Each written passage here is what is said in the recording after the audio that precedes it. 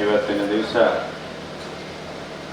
ಈ ಒಂದು ಅನೇಕ ಜನರ ವಿಶೇಷವಾದಂತಹ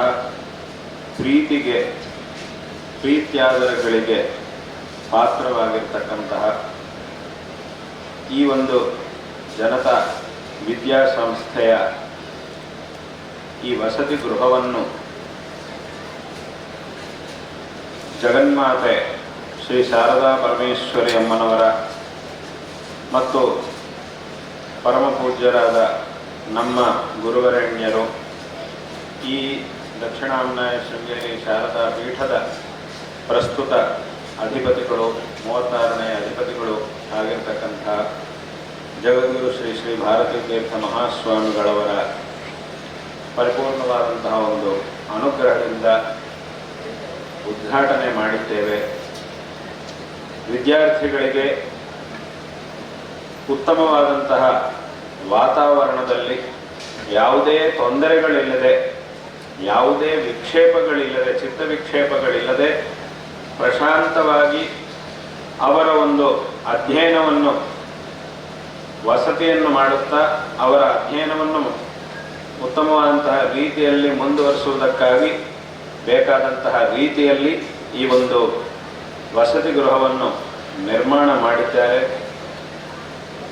ಇಲ್ಲಿ ವಿದ್ಯಾರ್ಥಿಗಳಿಗೆ ಉತ್ತಮವಾದಂತಹ ಅಶನ ವಸತಿಗಳು ಎರಡೂ ಸಹ ಪ್ರಾಪ್ತವಾಗಿ ಅದರಿಂದ ಉತ್ತಮವಾದಂತಹ ರೀತಿಯಲ್ಲಿ ವಿದ್ಯಾಭ್ಯಾಸವು ಮುಂದಿನ ಕಾಲದಲ್ಲಿ ನಡೆದು ತದ್ವಾರ ಇನ್ನೂ ಉತ್ತಮವಾದಂತಹ ಒಂದು ಅಭಿವೃದ್ಧಿಯನ್ನು ಉಂಟಾಗುತ್ತೆ ಎನ್ನುವಂತಹ ವಿಷಯದಲ್ಲಿ ಯಾವುದೇ ಸಂದೇಹಕ್ಕೆ ಅವಕಾಶವಿಲ್ಲ. ಈ ಒಂದು ಸಂಸ್ಥೆಯು ಅನೇಕ ವರ್ಷಗಳಿಂದ ವಿಶೇಷವಾದಂತಹ ಒಂದು ಪರಿಶ್ರಮದ ಮೂಲಕ ಪ್ರತಿ ವರ್ಷವೂ ಸಹ ಒಂದೊಂದು ಅಭಿವೃದ್ಧಿ ಹೆಜ್ಜೆಯನ್ನು ಹಾಕ್ತಾ ಮುಂದೆ ಹೋಗ್ತಾ ಇರುವುದು, ಸಾವಿರಾರು ವಿದ್ಯಾರ್ಥಿಗಳಿಗೆ ಈಗಾಗಲೇ ಉತ್ತಮವಾದ ವಿದ್ಯೆಯನ್ನು ನೀಡಿದ್ದಲ್ಲದೆ ಈಗಲೂ ಸಹ ನೀಡುತ್ತಾ ಇರುವುದು, ಮುಂದೆಯೂ ಸಹ ನೀಡಲಿಕ್ಕಿರುವುದು, ಇದು ಅತ್ಯಂತ ಸಂತೋಷಕರವಾದಂತಹ ಒಂದು ವಿಷಯವಾಗಿದೆ. ಚಿಕ್ಕದಾಗಿ ಪ್ರಾರಂಭವಾಗಿ ಇವತ್ತಿನ ದಿವಸ ಇಷ್ಟೊಂದು ಅಭಿವೃದ್ಧಿಯನ್ನು ಹೊಂದಿರುವುದು ಬಹಳ ಸಂತೋಷಕರವಾದಂತಹ ಒಂದು ವಿಷಯ.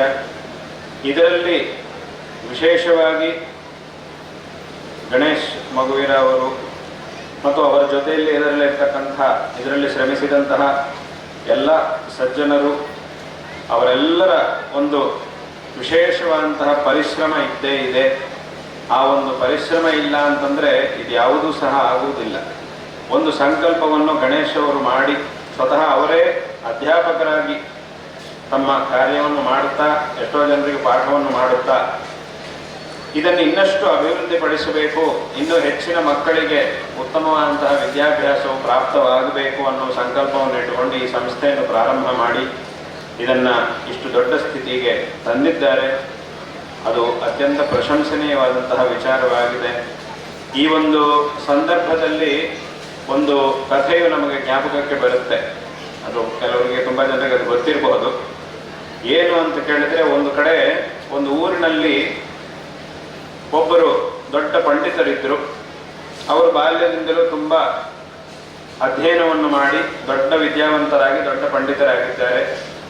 ಮತ್ತು ತಾನು ಅಭ್ಯಾಸ ಮಾಡಿದಂತಹ ವಿದ್ಯೆಯನ್ನು ಇನ್ನೂ ಹೆಚ್ಚಿನ ಜನರಿಗೆ ಹೇಳಿಕೊಡಬೇಕು ಅಂತ ಹೇಳಿ ಒಂದು ಗುರುಕುಲವನ್ನು ಮಾಡಿ ಆ ಒಂದು ಗುರುಕುಲದಲ್ಲಿ ತುಂಬ ಜನ ಮಕ್ಕಳಿಗೆ ಪಾಠವನ್ನು ಹೇಳಿಕೊಡ್ತಾ ಇದ್ರು.